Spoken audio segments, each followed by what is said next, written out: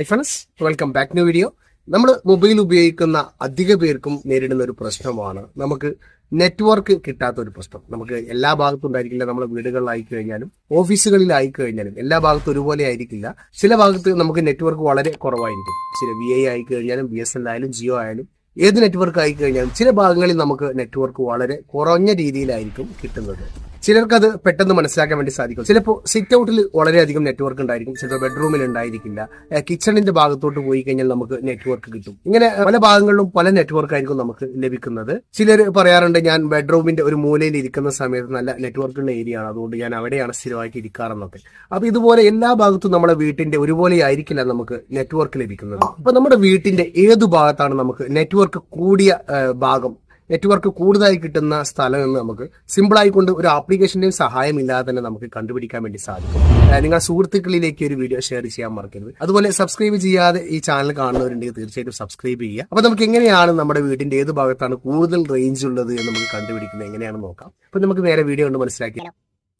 ഈ ഒരു സെറ്റിംഗ്സ് നമുക്ക് രണ്ട് തരത്തിലാണ് ഓപ്പൺ ചെയ്യാൻ വേണ്ടി സാധിക്കുക. അതിന് വേണ്ടിയിട്ട് നിങ്ങൾ ആദ്യമായിട്ട് ചെയ്യേണ്ടത് നിങ്ങൾ ഫോണിൻ്റെ സെറ്റിംഗ്സ് ഓപ്പൺ ചെയ്യുക എന്നുള്ളതാണ്. ഞാൻ ഫോണിൻ്റെ സെറ്റിംഗ്സ് ഓപ്പൺ ചെയ്തിട്ടുണ്ട്.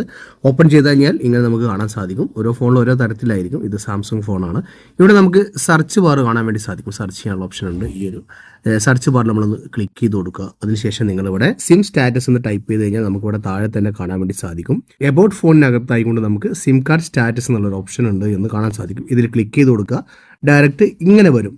ഇനി ഇങ്ങനെ എടുക്കാൻ അറിയാത്തവരാണ് എങ്കിൽ നിങ്ങൾക്ക് എന്ത് ചെയ്യാം, ബാക്കിലോട്ട് വന്നിട്ട് ഫോണിൻ്റെ സെറ്റിങ്സ് നമുക്ക് വീണ്ടും ഓപ്പൺ ചെയ്യാം. ഓപ്പൺ ചെയ്തിട്ട് താഴോട്ട് പോയി കഴിഞ്ഞാൽ നമുക്കിവിടെ എബൌട്ട് ഫോൺ എന്ന് കാണാൻ വേണ്ടി സാധിക്കും. ഈ ഒരു എബൌട്ട് ഫോണിൽ ക്ലിക്ക് ചെയ്ത് കൊടുക്കുക.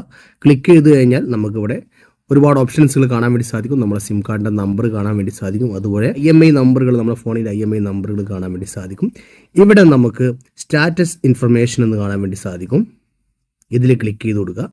ഇതിൽ ക്ലിക്ക് ചെയ്ത് കഴിഞ്ഞാൽ ഇവിടെ മുകളിലായിക്കൊണ്ട് തന്നെ നമുക്ക് സിം കാർഡ് സ്റ്റാറ്റസ് എന്ന് കാണാൻ വേണ്ടി സാധിക്കും. ഇതിൽ നമ്മൾ ക്ലിക്ക് ചെയ്ത് കൊടുക്കുക. നമ്മൾ ഡബിൾ സിം ആണ് ഉപയോഗിക്കുന്നതെങ്കിൽ നമുക്ക് രണ്ട് സിമ്മുകൾ ഇവിടെ കാണാൻ വേണ്ടി സാധിക്കും. സിം 1 അതുപോലെ തന്നെ സിം 2 കാണാൻ വേണ്ടി സാധിക്കുന്നതാണ്.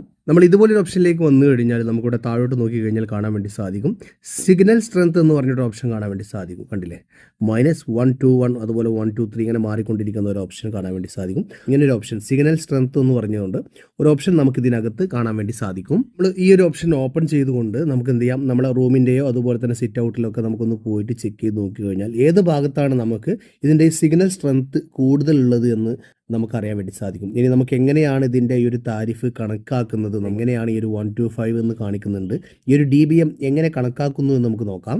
നമ്മൾ ഇതുമായിട്ട് റൂമിൻ്റെ പല ഭാഗങ്ങളിൽ നടന്നു കഴിഞ്ഞാൽ ഇതിൻ്റെ ഈ സ്ട്രെങ്ത് കൂടുന്നതായിട്ടും കുറയുന്നതായിട്ടൊക്കെ കാണാൻ വേണ്ടി സാധിക്കും. ഇനി നമുക്ക് എന്താണ് ഈ DBM എന്ന് നോക്കി കഴിഞ്ഞാലോ, ഈ ഒരു DBM എന്ന് പറയുന്നത് നമുക്ക് സിഗ്നൽ സ്ട്രെങ്ത് ചെക്ക് ചെയ്യുന്നതാണ്.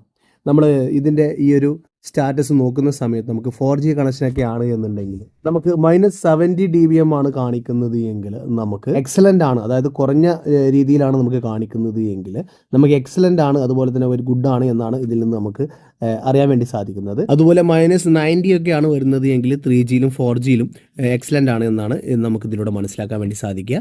അപ്പോൾ നിങ്ങളത് എങ്ങനെയാണെന്ന് നിങ്ങൾ ചെക്ക് ചെയ്ത് നോക്കുക. ഇനി നമ്മൾ 5Gയിലേക്ക് നോക്കുകയാണെന്നുണ്ടെങ്കിൽ നമുക്ക് 80 DBM അതിൻ്റെ താഴോട്ടാണ് വരുന്നത് എങ്കിൽ 80, 75, 65 പോലെയൊക്കെ കാണിക്കുന്നുണ്ട് എങ്കിൽ നമ്മൾ നെറ്റ്വർക്ക് എക്സലൻ്റ് ആണ് എന്ന് മനസ്സിലാക്കാൻ വേണ്ടി സാധിക്കും. ഇനി ഗുഡ് ആണ് എന്നുണ്ടെങ്കിൽ നമ്മൾ 80ൻ്റെ മുകളിലോട്ട് 80, 85, 90 ഈ ഒരു അളവിലാണ് നമുക്ക് കാണിക്കുന്നത് എങ്കിൽ ഗുഡ് എന്ന് പറയാൻ സാധിക്കും.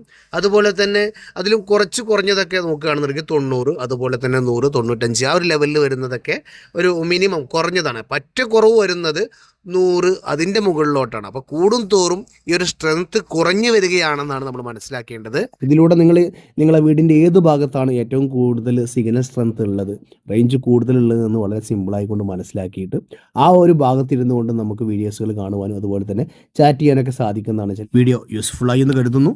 വീഡിയോ ഇഷ്ടപ്പെട്ടാൽ തീർച്ചയായിട്ടും വീഡിയോക്ക് ലൈക്ക് ചെയ്യുക. നിങ്ങളുടെ അഭിപ്രായങ്ങൾ കമൻറ്റായിട്ട് അറിയിക്കാൻ മറക്കരുത്. അപ്പോൾ ഇതുപോലെ ഇൻഫോർമേറ്റീവ് ആയിട്ടുള്ള മറ്റൊരു വീഡിയോയുമായി നമുക്ക് അടുത്തൊരു വീഡിയോയിൽ കാണുമ്പോഴേക്കും എല്ലാവർക്കും ബൈ.